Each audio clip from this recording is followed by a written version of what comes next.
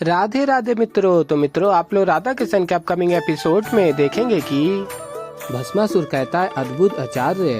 अद्भुत, मैं तो उन अप्सराओं को सुंदर समझ रहा था, किंतु इन दोनों को देखकर पता चला कि सुंदरता क्या होती है।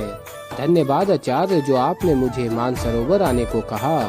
और तभी देवी लक्ष्मी और देवी पार्वती भस्मासुर को देखती हैं और फिर देवी लक्ष्मी कहती हैं देवी पार्वती से, भस्मासुर यहाँ हमें शीघ्र ही निकलना होगा। और फिर देवी पार्वती और देवी लक्ष्मी जा रहे होते हैं और फिर भस्मासुर कहता है, कहाँ जा रही हो सुंदरियों? और कहता है, संसार का विजेता तुमसे मिलने के लिए सज्ज खड़ा है ओ सुंदरियों। और फिर तभी देवी पार्वती कहती हैं देवी लक्ष्मी से, यह ना महादेव है और ना ही नारायण, हमें अपनी सुरक्षा स्वयं ही करनी होगी। अपनी शक्तियों के प्रयोग का समय आ गया है।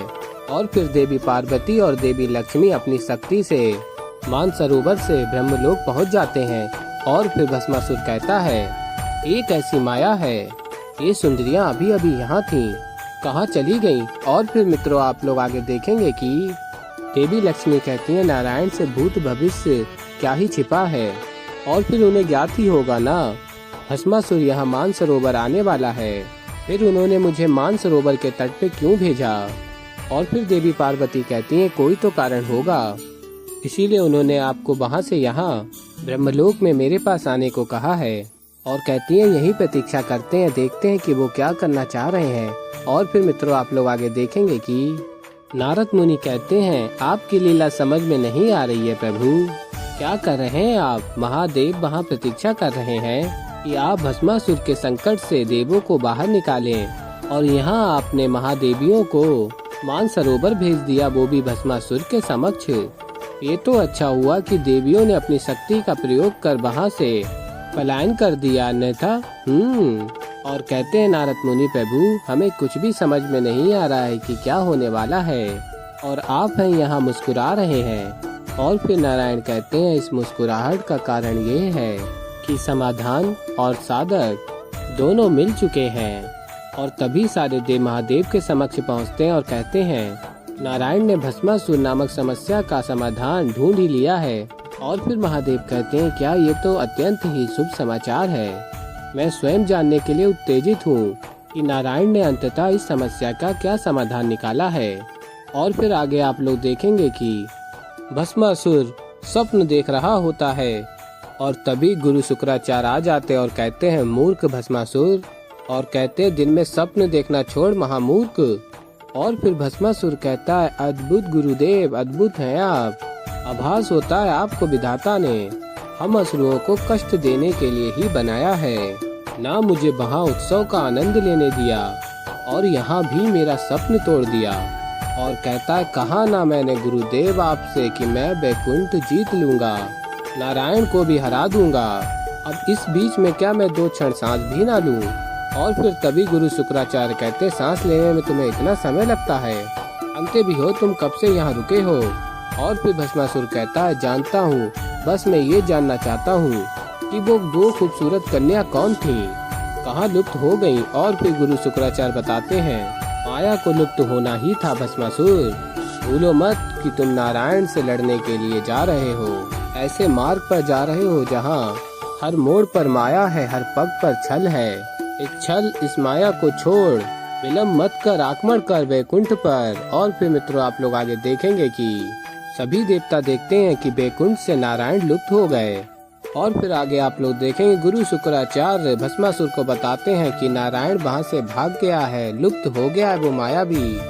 और तभी भस्मासुर अत्यंत प्रसन्न हो रहा होता है और कहता, मेरे आने से पहले ही भयभीत होकर भाग गया। और फिर गुरु शुक्राचार्य कहते हैं, भस्मासुर शीघ्र करो। और फिर भस्मासुर कहता है, तो आपका कहना तो उचित है, मुझे समय बिल्कुल व्यर्थ नहीं करना चाहिए, मैं इसी समय बैकुंठ पे आक्रमण करूंगा और उन कन्याओं का नेत्र बैकुंठ के आंगन में ही देखूंगा। और फिर शुक्राचार्य कहते हैं, पलायन करो। और फिर मित्रों, आप लोग आगे देखेंगे, भस्मासुर जा रहा होता बैकुंठ के लिए, तभी उसे आवाज आती है पायल के खन खन की। और फिर आगे आप लोग देखेंगे कि सभी देवता महादेव से कहते हैं, वहाँ शुक्र भस्मासुर को बैकुंठ पे आक्रमण करने हेतु भड़का रहा है, और यहाँ नारायण कहाँ है इसकी सूचना किसी को भी नहीं है। और फिर महादेव कहते हैं नारायण लुप्त हो गए।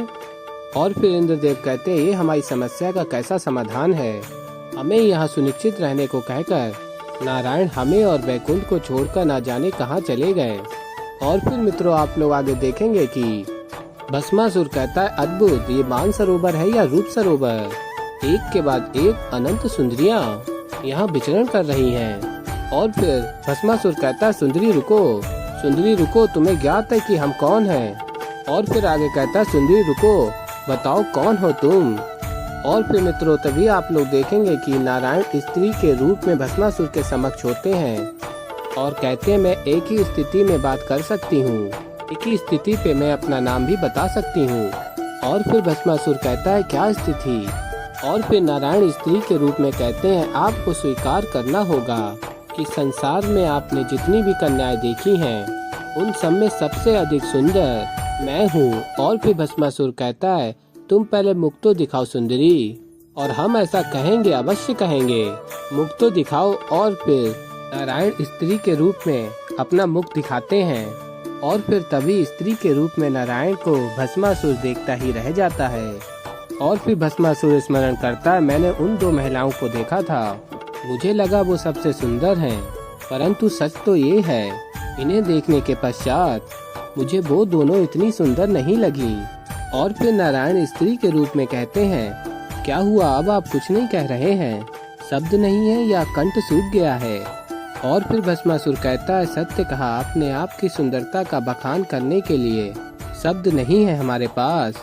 सत्य है मैंने आप जैसी सुंदर स्त्री आज तक नहीं देखी। अब तो आप मुझे अपना नाम बता सकती हैं। और फिर नारायण स्त्री के रूप में कहते हैं मेरा नाम है मोहिनी। और फिर तभी भस्मासुर कहता है आपने हमारा मन मोह लिया है मोहिनी।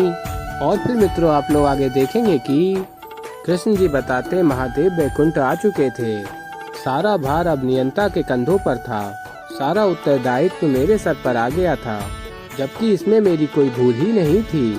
तब भी जब चुनौती आई मैं पीछे नहीं हटा, मैं भागा नहीं, मैंने भाग लिया। और कहते हैं कृष्ण जी केवल आपकी बात का मान रखने के लिए आराध्य है मुझे एक स्त्री का रूप धारण करना पड़ा, मोहिनी का अवतार। और फिर महादेव कहते हैं मैं इसे स्मरण क्यों नहीं रखूंगा भला।